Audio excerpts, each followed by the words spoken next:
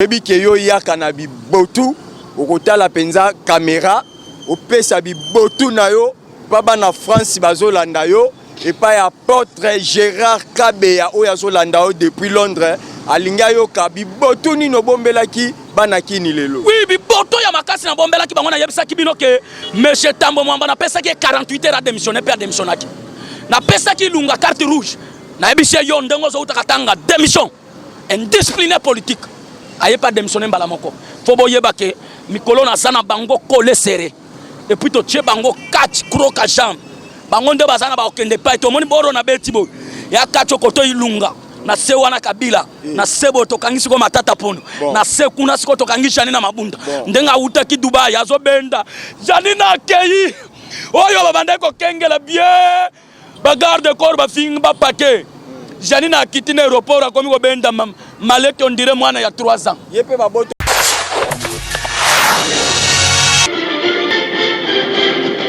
Yo Martin Fayulu tika bima na ngenge tuba. C'est ce pia betu keti funu ya ba discours nange ya nzala fe. Ba discours nange ya ba ventir, ba discours nange ya tribalisme. Nge Martin Fayulu katuka. Ya yoke buala nange te ve. Tala kimbuta mutu ya lukutange kana na Sénégal ya kuisa tingao. Nge vandaka chayer ya pétrole.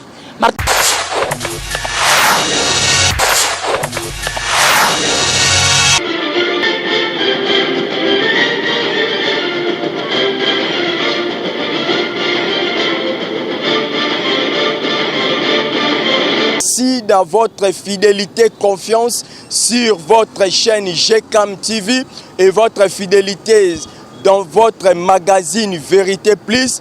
On est là et on est ensemble. Ndenge Karatolobara, Vérité Plus, il est l'autoza vraiment invité Nabiso, Oetorobeta na vraiment ma solo, Binomoko, beaucoup découvrir. Aza déjà Wananabiso, bonjour Papa Jérémy. Oui, bonjour ndeko journaliste. To monali de susu na ngonga ya lelo na somona lubai tanduke ya mboka bazolanda biso même libanda ya mboka na lingina saluer nanu un pasteur Gili esika zali vraiment merci na masolo politique kolembate to continuer toujours na saluer lisu ba vie na ngana London na Château Fort esika bazo coiffer basuki ya bien ba vie bye bye na bino masolo bien zali lelo to so na bino ensemble. Vraiment masolo bien ezandenge kaka na ebisaka bino toujours au micro de votre journalité de la presse avec votre magazine Vérité Plus. Nous sommes avec une autre invitée mais naroti kabino moko bo découvrir Papa Jérémy bandeko bazolanda yo ba oyo ba yebio bazomona yo déjà parce que zambala liboso te mais pona ba o ba yebio te okoki ko se présenter pour ba yeba ope malam. Oui, kombo nange sali moko nanu ya ba président parlementaire debout au sein toujours de l'UDPS. Nazali moko ya ba combattant lisusu o ba bunda lit depuis qui se kediste makila o boyoka kapena mboloko ni ya mamayele ndeko Jérémy même bandeko Zulu tout o baleka na ba média tout na ba chaîne de télévision ba yebi que un grand politicien mboloko ni ya mamayele soka expliquer votre message et le gars qui toko pe sans problème. Papa Jérémy, j'espère que tous nos fidèles téléspectateurs ba bonne nyonso tout ba oyo nyonso bazolanda biso à travers la chaîne GCAM TV, chaîne ya malamu oyo penza eza ko pesa ba actualité ba information ya solo toujours dans votre micro et à votre humble journaliste et journabilité de la presse Jonathan Bango. Vraiment lelo eza ya koinda ndenge bozomona président Jérémy oyazali bongo président ya parlementaire debout Otorobeta na peza masolo ya actualité ya makambo ezoleka vraiment na ekolo ndeye aza dispo ya ko répondre na ba préoccupation to ba question na bino. Papa Jérémy tolingi toyeba mwa muke vraiment nini toyebi ke yo tango to yambaka yo oyaka na biloko moko ya solo eloko nino memeli vraiment balandi ya GCAM bazolanda yo. Oui, masola liboso na memeli batu nyonso bazolanda biso bayeba ke déjà le loyo bati lukwebu déjà a tche candidature na ye na présidence ya Sénat. Premier vice-président ya Sénat c'est honorable Sami Badi Banga ye pati candidature na ye. En tout cas boyeba ke masola za calme et puis eloko lisu na ko annoncer bino boyeba ke union sacrée et ko kendeti na ba gouverneur bango nyonso ba ko kweya et qu'on a un peu malamu peut-être marcher malamu avec union sacrée masole ko sala kitoko vraiment masole ko sala kitoko toujours ndenge kaka boyebi na magazine na bino vérité plus masole zalaka toujours kitoko mais to ndeko na yebisi batu nyonso balandi o balanda kabiso na masolo toloba te ba yeba déjà que non mort ya Floris Chebeya muto ya boma ezali John Numbi na songeli maloba parmi à part John Numbi azalaki pena muto adeleka kiye c'est politique nambe akokangama bato babotama na famille misato toyebi noko na bango te tata te mama te lelo bo toyebi tata mwasi na bango te bakolakisa biso bisika bakuta po lelo bakoma ba président na mboko nde bato wana nde bato banyokoli ba congolais on va arrêter tous ces gens là pe bakokangama en désordre pe en bloc tous les antivaleurs au babebi simboko. Mon frère, ce n'est pas hasard si ce Congolais a interpellé M. Johnny Numbi parce qu'à Boma crime ya makas à part Floris Chebeya mais Johnny Numbi à Boma batobele na Katanga bakunda batu ba viola même bitumba ya est Johnny Numbi a yebi secret wana bakokanga meshana en désordre sans problème bakokanga ye donc ma solé ça clair que Johnny Numbi a kokangama bibutu lelo bakoyoka ngo bon lobby Martin Fayulu azo ça la discours naé to éviter est-ce que ça pour na remercier président de la République entre parenthèses na place à noko lobani bon Martin Fayulu c'est un produit fabriqué par l'UDPS azali lokoto sali na kata UDPS lamuka ezalaki slogan ya ezalaki slogan te ezalaki makambo ya réalité oyo chef de l'état Félix alobaki peuple congolais kolala te lamuka ndomoni lelo Martin Fayulu azwaki lamuka et comme ça ngo plateforme électorale or lamuka kola lamuka ezali chef de l'état Fati Beton ndomoni a récupérer lamuka na ye lamuka a récupérer banane a récupérer Mbemba a récupérer Moïse Katumbi Fayulu et pas Mbemba azalaki mwana musala mwana bitinda o Mbemba azalaki patron ya Fayulu Moïse azalaki patron ya Fayulu to yebite lelo ndeko Martin Fayulu akolobela biso nini parce que Bartunion aussi ba wangani même si pliana ya longue alobi Martin olongwe ngala landi nyo sacré ndomoni Martin Fayulu atikali singleton akomi mitelangano papa basala ke erreur bandeko yo ba comprendre ki politique te or Félix asa mwana na Nzambe la personne en question maîtriser ki politique lelo moni politique majeur ndomoni memi biso na union sacré Kabila na batu na ye libanda Fayulu na Kabila libanda nde basolela papa Fayulu ata sali meeting bona ko senga poste a ozwate parce que tant babenga ki ayena union sacrée boya tant mkonnya mboka yebisa ke Martin Fayulu yaka to sala lobaki la main noire aujourd'hui Martin Fayulu qui n'ont pas même la capacité ya ko expliquer même peuple congolais parmi bato basina dossier ya Miniembo pour Miniembo comme territoire ya Rwandais à l'époque Minaku azalaki président ya assemblée toloba vérité toloba FCC Keba yango moni lelo Martin Fayulu na kati ya parlement na azalaki basina dossier wana ke Miniembo comme territoire parmi bato babebi samboka Martin Fayulu azalaki na kati loi nini afota na kati ya assemblée pour le peuple congolais betela Martin Fayulu maboko or toyoko comprendre que benemi ya Congo o ba yaki po ba soué Congo ba bebi sa Congo délégué ba Martin Fayulu parce que c'était sénégalais qui n'ont pas la capacité d'avoir même 3 députés dans l'assemblée azana bango te na parlement mais beaucoup qui peut ko limbisa parce que tout le monde est arrivé à chef de l'état tango outi na Addis Abeba ko kitakiti na aéroport tomoni bongo présence ya Lambert Mende mais ce qui Martin Fayulu paye pourquoi pas kolimbisa parce que na minute oyo tozolo baki Lambert Mende aza déjà na kati ya union sacrée parce que ayaki ko pesa pe longonya na mwana mboka Fati Beton arrivé na ye est-ce que loko ba congolais ba sobo na ba yeba ke union sacrée ezali ko protéger ba antivaleur te na mboko union sacrée ezali seulement pour na ko servir une nation soki oboma au viola union sacrée ezali prise de conscience même il peut perdre de place basali il faut baso on a prise de conscience parce que basali pendant 18 ans il a porté peuple congolais na nini le peuple perdre abimana te va yebisa biso bon là moni na sala pour le peuple congolais aujourd'hui papa Félix a eu pouvoir quand même aux Andoki aux Anganga un congolais a récupéré pouvoir na étranger na dictateur le loyo talaba congolais to komi kimia tambolo so tambola kitoko mais à l'époque ya Kabila o baluka boye policier kangio o beta komba Kabila babeti o masasi so go beti komba so wende geneta so tindelo ba soda Martin Fayulu prise de conscience azongi sa makanisi afuka manano asenga pardon na ba congolais parce que Moutoya yaki a trahir Congo, c'était Martin Fayulu. Mouke Songa Bampang na beto bandundu. Martin Fayulu yaki vanda pang na benu fait. Et puis Mouke Songa Bampang na beto bandundu. Benu sa bande Martin Fayulu yaki vanda sénégalais. Et la personne à question, si réellement Martin Fayulu yaki vanda pang na beto bandundu, ya Songa beto province na yandi, territoire na yandi, secteur na yandi. Ba camarade nandi bantu ya botangati Martin Fayulu. Jusqu'aujourd'hui, beto men sa ba bofé. Benito mon abi mankaka ba Martin Fayulu yina na boala ye mpila kabila ya kuisaka mpila ba Martin Fayulu me basika or munu mesa ba Martin Fayulu c'était produit fabriqué par l'UDPS. Martin Fayulu azalaki mwana bitinda na kata UDPS. Martin Fayulu toyeba ki était non politicien. Martin Fayulu biso tangu père Etienne Kisekedi wa mulumba lobby. Monsieur Martin Fayulu personne n'a que rechercher na parlement ya miyibi.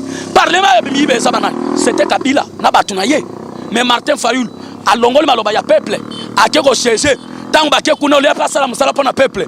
Martin Fayulu akeko yiba mbongo na yena ndenga na ye yango moni lelo eto pa panza secret abi Martin Fayulu parmi batu o ba trahir la peuple congolais d'assemblée. Martin Fayulu asana kati baké consigner dossier Miniembo à l'époque Minaku président d'assemblée on a solo ba ce n'est pas la politique c'est réalité on lelo to so vivre que Martin Fayulu abi mana balabala yebisa biso que ngai je suis un président élu avec quelle base nini awa na capitale peut-être commune on va se reconnaître Martin Fayulu ezali Kaluka.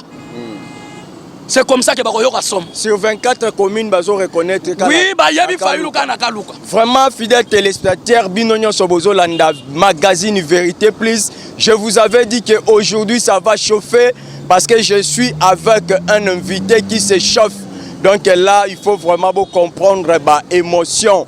Mais tout le banana nous tomoni couvre-feu awa couvre-feu Zando Bakangi Gentini Ngobila lingi penasa la nini.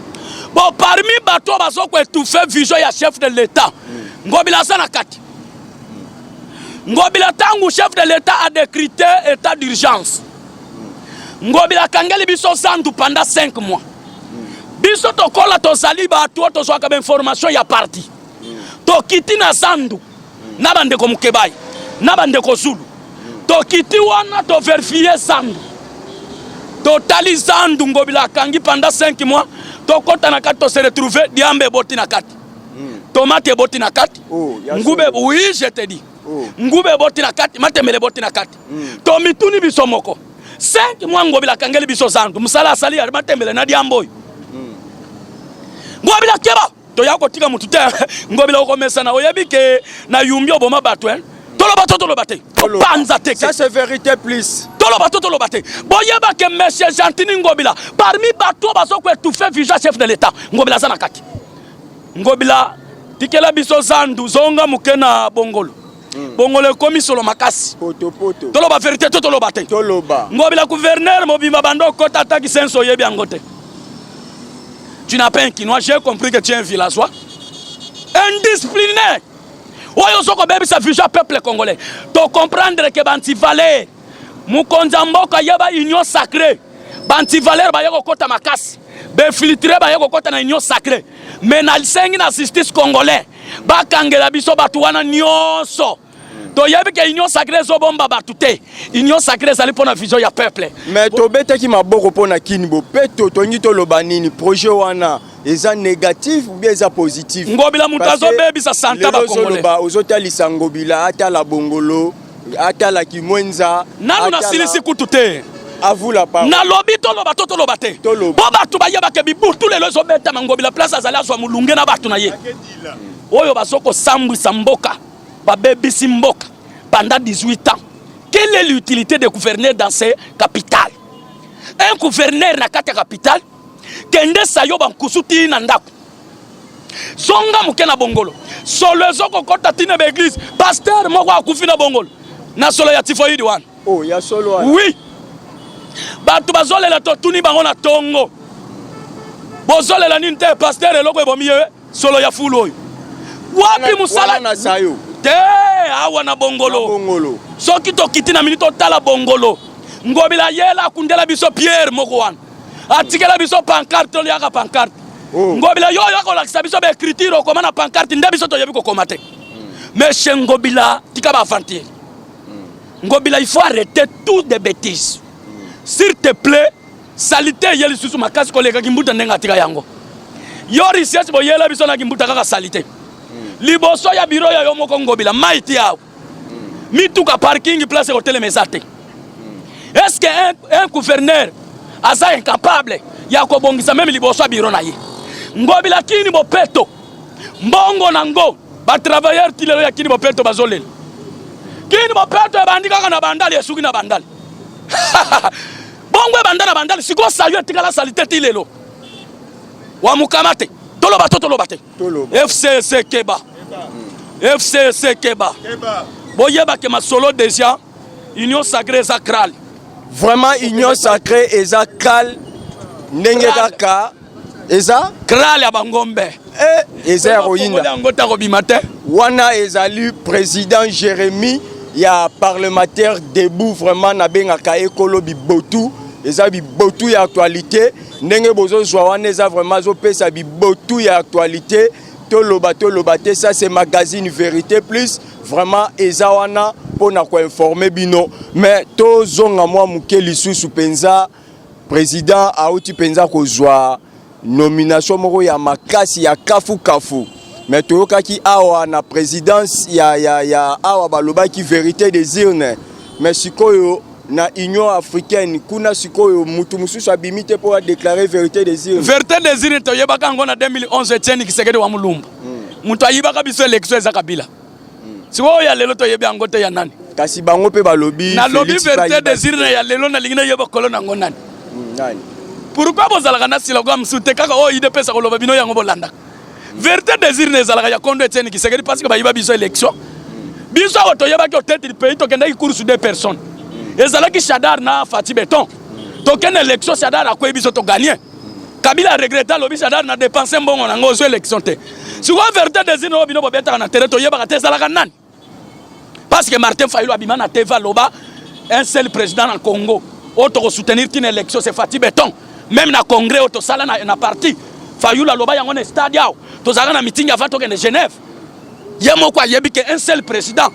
O bisonyo so ba congolais to lobaka. To soutenir une élection c'est Fati Beton en opposition.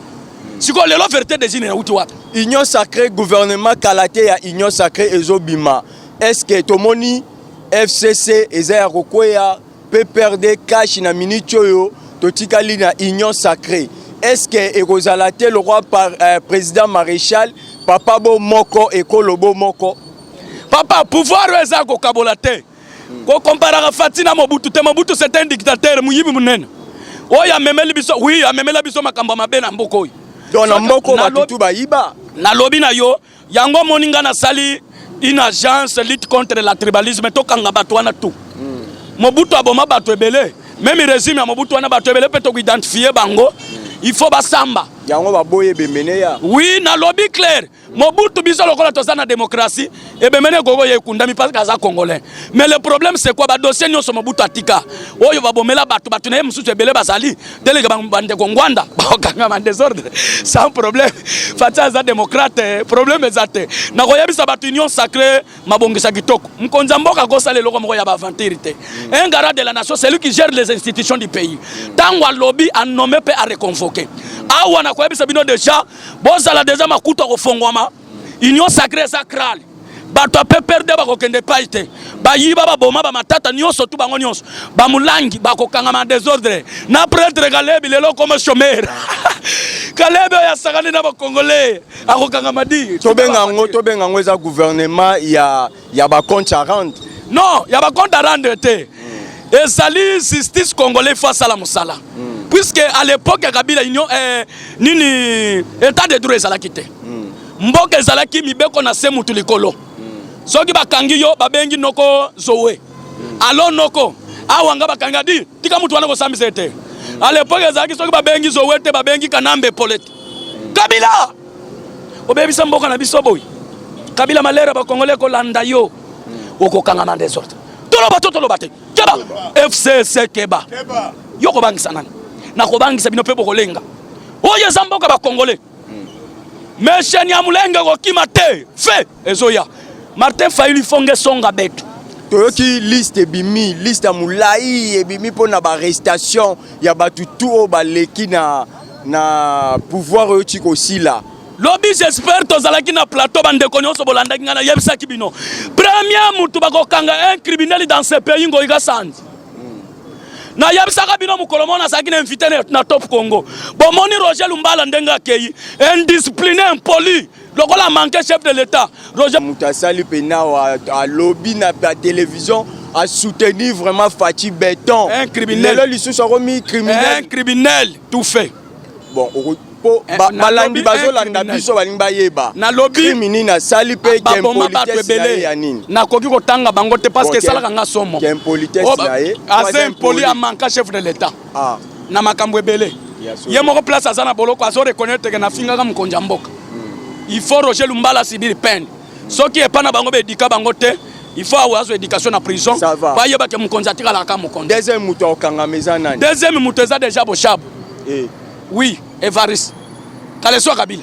Vraiment, chers fidèles téléspectateurs, wana eza liste ya bateau Kalate, prison ya Makala, ezo fungwa mandenge tozo loba lelo, porte soki boke na selema beaucoup ta porte eza bowa. Kota bima parce que bazo kombola bazo bongisa. Bako kanga lisusu troisième ezali monsieur. Muyibi munana ministre oya ancien ministre. Oya la kabiso projet ya Bukangalonzo. Matata ponyo. Yepe bokanga. Yo lokolo la kisaka biso matata na mboko. Biso pe to la kiso matata ya justice. Pondi make oyo sa Congo. Yo la kisaka biso matata obi mikrodo. Nana ko sambisa nga Kabila ko tikalao. Or lelo Kabila sambisi bino hein. Boko kanga ma désordre. Quatrième mutu Shadar, mtu muke ndakala. Shadar alobi ko paralyser mboka. Or biso to loba ko va déboulonner système. Nazo lancer message na mukonzi Jean-Marc Boro abetaka. Alobi boye ko la déjà qu'on danger. Lelo Shadar yo loba ko paralyser mboka. Or biso lelo to paralyser Shadar. Bilo kwa boye to loba te keba. FCC keba. Oye ba ke oye mboka ba congolais. Bino bolandaki mutu abotama na 3 personnes na famille. Bilonge kesana. Est-ce que li passe moko anuna kava moko atikali jeune? Côté ba utele même tata mwasi neto yebite. Mama na yeto yebite. Lelo yo bola kisabiso na ba TV. Yo mama si folo bagake. Kabila kosela ka yo abotaye. Bongo na sima Kabila mwa kadeti azalaka te. Kaka to yeba ka zowe. Li passe ya kobota maboy. Biso to yebi mapase bota mawana bimi wana lande. Oyo li passe anuni matame ubuki deja. Nde yeyo li passe Kabila. Kaba Kabila ko kangama désordre. Ndela yebisi batu Shadara ko kangama. Deuxième mutu muyibi ya Jekamine. Albert Yuma. Cinquième ndazo kanga. Quatrième, sixième mutu. Boyebi likambu ya ndeko Floris Chebeya. John Numbi akangama désordre. Bolanda kabie bokoma kabato na sotangela bino. Septième mutu Kimbuta. Muyibi munene. Kimbuta. Surtout mpangi na betu ya bandundu Kimbuta. Kimbuta me fo boala. Boala me bikala mvindu. Boala me kuma mvindu. Boala me kuma salite. Nge Kimbuta. Nge me bikala betu mvindu na boala. Gouverneur mose discipliné samna ba congolais. Nge takangama. Olanda ki Rwanda. Lelo mondengo sambwe. Yeso kito kangye to tena makala. So kya bimi to tinde na Rwanda yoko kenda wapi? Ngeta wantia. Wichami mutu politika nambe wa mkubwe. Oui. Mwana makangu azanga, mwana makangu kutazalaka na bapara. Mais ye azana be fraction te parce que président lobaki bien que mutu na mutu okangama c'est le dossier na yo azana ngona justice. Est-ce que yo ndimaki jusque là ndeko journaliste on dimaki ke lelo bakoki ko déboulonner PPRD. Landa langage ya mkonja mboka. Tangu batuniye na media international na libanda ya mboka. Kamera yibi mbongo chef de l'état lobaki nini. No ezali retro commission na bon terme de kinoto benga ngo cop. Or cop wana na biso bakinu esamu yibi. Or le président de la République a yebaki ke no kamera fo bakangaye. Mais ce n'est pas pour le moment. Tangu alongo lelo ba déboulonner nani. Kabila na batuna ye. Déboulonner mesa nini. Tokena bango na union sacrée. Union sacrée za lokola kral. Na kati ya kral tocheye. Moye babima basate. Ndomoni lelo kral wana. Tokangi tule bangombe nyonso. Bangombe za banane. Na banda ko tanga 7e mutu za Kimbuta. 8e mesa za Antini Ngobila. Nana sisite. 7e mesa zowe mandefu ya mke. Kote ba bota mandefu ezalaka te ba yeko tentiri na kisasa. Bato ba yeba ko lata te ba yeko la kisabiso jin. Eh!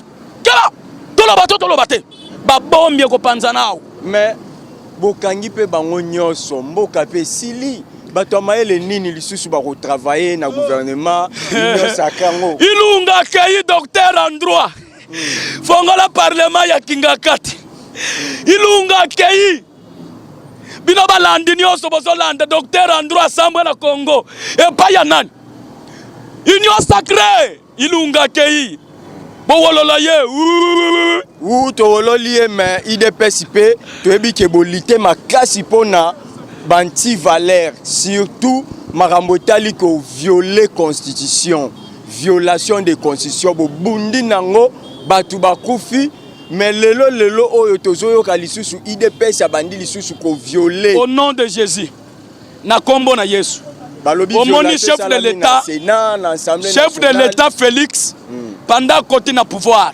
atikali ko violer constitution te kaka constitution Kabila atika yango chef de l'État salela ka musala oyo Kabila akomaki na utiliser article ya M. Mende le président reste en fonction jusqu'à nouvelle installation nouveau président wana ezalaki constitution ya Kabila bisobeto bongwani yango le président Félix reste en fonction jusqu'à l'arrivée de Jésus-Christ de Nazareth. Oh tikana ntope mananu vraiment awa eza makambo mais tokoloba nini ndeko Jérémie oyo okomo bangisa batu jusqu'à l'arrivée de Jésus. Oui, baloba Jésus revient bientôt biso to botami to koli to silisi ba classe c'est que toloba fachi beto santa to motombele kendo ko zoba article fongola na dictionnaire est-ce que ozalaka siri ke Yesu kozonga Mobutu lobaka kukungwendo wa zabanga mais wana eza grande violation c'est la balobi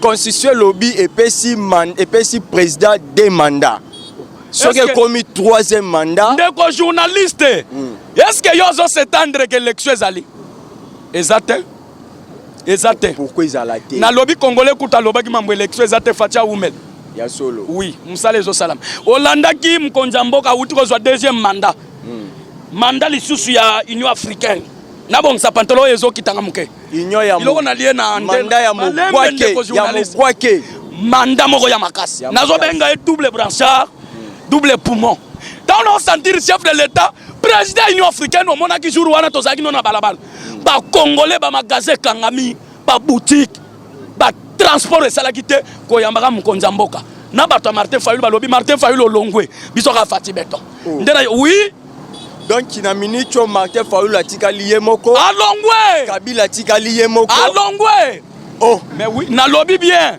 Martin Fayulu olongwe Kabila akuti ya koloba te yiye ni sena yebisaki bango déjà ba préparer président moko batia kuna poka maire 40 ans na boloko akokate mais président Etienne Tshisekedi son âme repose en paix atikare loko moko ya makasa lobby tango IDPS ekozwa pouvoir opposition ekozala te mais yango Martin Fayulu a une opposition nani azoposa qui est un opposant Kabila qui est une opposition non jusqu'aujourd'hui to yebi opposant te na mboko parce que un opposant il faut la bien identifier na ministre intérieur na cassé et puis azala bien identifié na au sommet États-Unis yo so comparer Martin Fayulu na monsieur Etienne Tshisekedi wa Mulumba membre ya CIA un cassier sur Richard na Mukongo papa ce n'est pas peu de choses hein.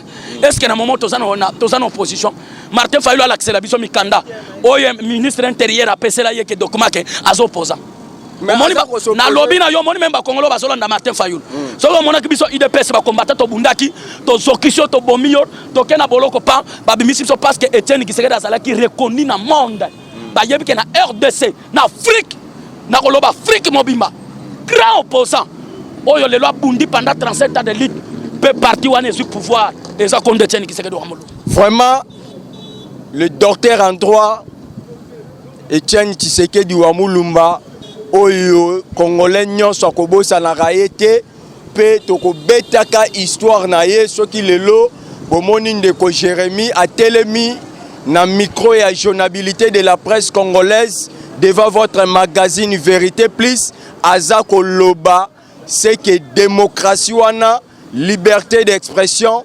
liberté de presse et ça grâce à papa wana oyo toza vraiment kolobela. Mais ndeko Jérémy tokomi penda ko chiter vers la fin de notre émission.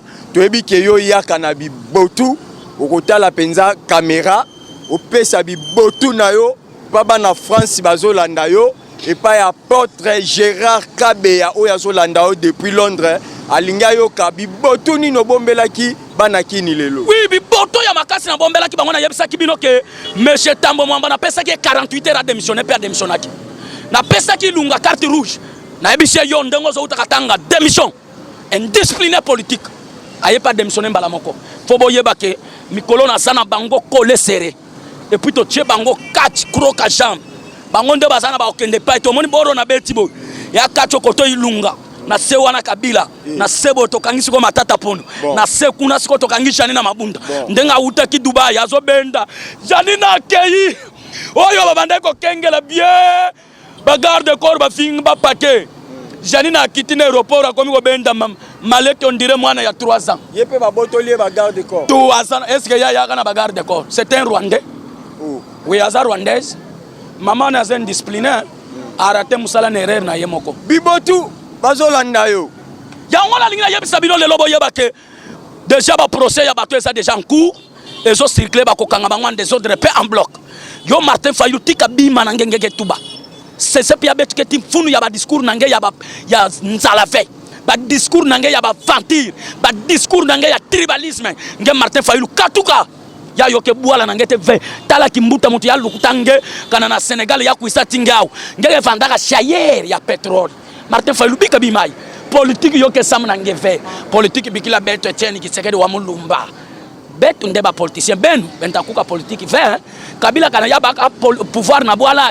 Par ignorance, est-ce que Boala Kabila tel que Kabila? La personne à question qui n'ont pas étudié.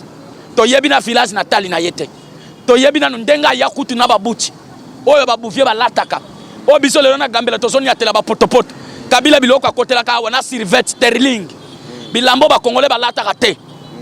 Martin Fayulu bika betu meza bangekele mpangi ya Kabila. Beta wana lingala poto zo. Ah, ya wana solo ba ke Martin Fayulu to yeba déjà ki akoma ko kombo la kingakati.